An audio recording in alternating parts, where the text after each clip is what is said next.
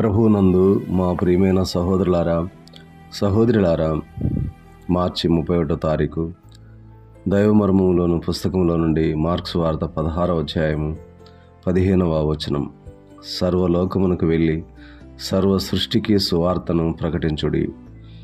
శిష్యులు ప్రభు పరలోకమునకు ఆరోహణమైన దానికి సాక్షులైరి.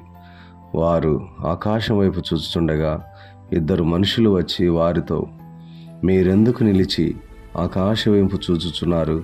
తిరిగి వెళ్ళి మీరేమి చూచితిరో అది మనుషులతో చెప్పుడి.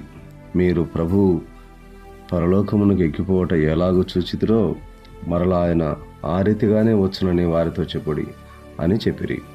శిష్యులను తన 2వ రాకడ కొరకు సిద్ధపరచుటకై చివరిసారి ప్రభువు బేతనియకు వెళ్ళెను.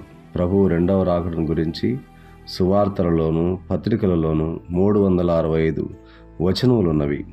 ఆయన వచ్చు పర్యంతము ఆయన మరణమును రాకడను జ్ఞాపకం చేసుకున్నటకే ప్రభు దినమున మనము బల్ల చుట్టూ కూడుకొనుచున్నాము.